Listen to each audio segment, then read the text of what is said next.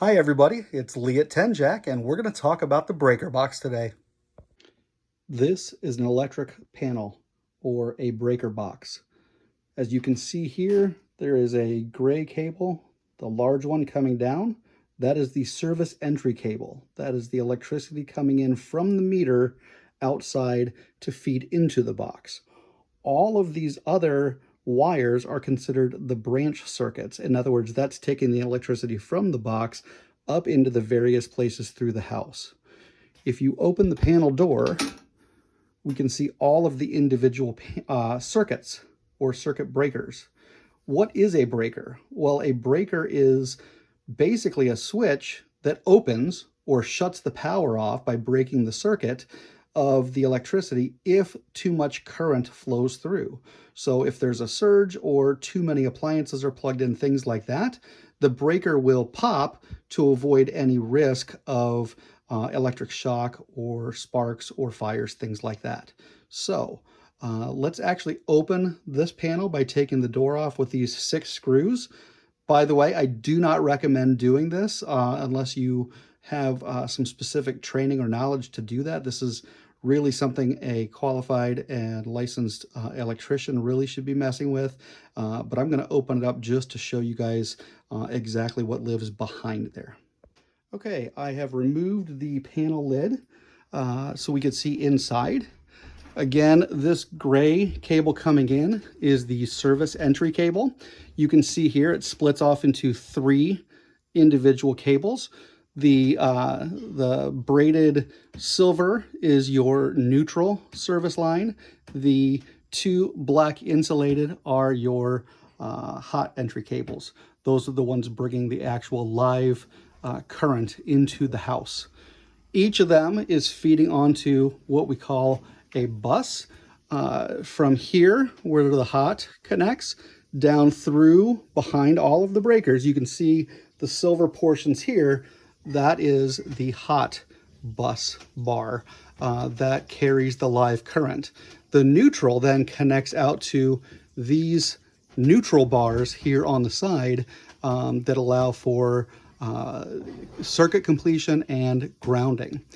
Here you see a copper wire going up and out. That actually kicks to the outside and goes into a copper rod in the ground.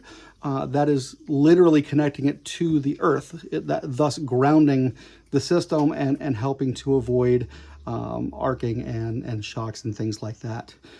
The way that the breakers work is if there's too much current or electricity flowing through one of these devices, rather than causing a hazard, the breaker will break or open the circuit to break the electric flow. That's why you have to come down then and reset it if it turns off. The way this works is the breaker is connected to the hot bars, and you can see each of these wires, black or red, feeding off of the breakers where they're connected with these screws, feeds up and out into the house where the electricity is used by the various receptacles, whether it be switches, outlets, etc. The white and copper cables come in here for circuit completion and grounding purposes.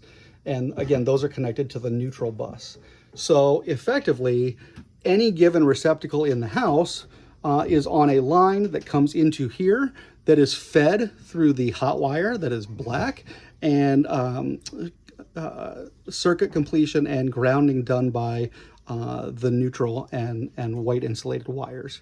And that is effectively how the breaker box works. This is the electric meter. You can see the service line comes up through this conduit into the service box. The meter tracks consumption, and then this gray cable here is the one we saw at the breaker box. That is your service entry cable that brings the power into the house. We also saw at the breaker box a copper wire we mentioned was the ground. That comes out here and connects down into a rod in the ground to ensure the entire system is properly grounded. One thing to keep in mind when looking at the breaker box is how the wires, the cables themselves, are being put into the box. You can see here some non-metallic push-through connectors. You can also see here metallic screw clamps. Either way is fine. What you don't want to see is a wire running straight into the knockout holes, and I'll explain what that means here in just a moment. Along the sides, top, and bottom of the panel are what are called knockout holes. You can see they come sealed, but there's a little welded kind of hinge here, and if you were to knock that out with a hammer or screwdriver and then break that weld, effectively you open a hole that allows access into the box. First of all, when you look at the box, even from the outside, you should not see any open holes. Those should either be filled with a wire with a proper connector, or they should be plugged completely, otherwise there's a safety issue. When the wires run through, then they run through either those non-metallic connectors. What that does is keeps the wires away from the sharp edges of the sheet metal, which could, if those connectors weren't there, could allow the insulation to be cut and cause arcing or other safety hazards. The metal screw clamps serve the same purpose. Either way, you don't want to see a wire threading through in any way, shape, or form without that protection. And then one other thing I look at when trying to determine safety of the electric box is just looking at all of the insulated wires, whether it be these branch wires, the service wires, and even the branch cables coming out the top and feeding into the house. You don't want to see any bare copper, except for the uninsulated ground wires that by nature are not insulated. If the insulation on any of these is torn and there's any bare wire, that is also a hazard. So obviously nothing I recommend trying to fix yourself, but if you see hazards like that, that is indication that sloppy electric work has been done and could be an indicator of worse things to find inside the walls at a later time in the house. One last thing to keep in mind is trying to determine which breaker feeds to what receptacles in the house. Do not rely on the labels here in the door of the breaker box itself. Not only could they be mislabeled, but there could have been renovation work done in the meantime that changes which wires feed through the house at different places.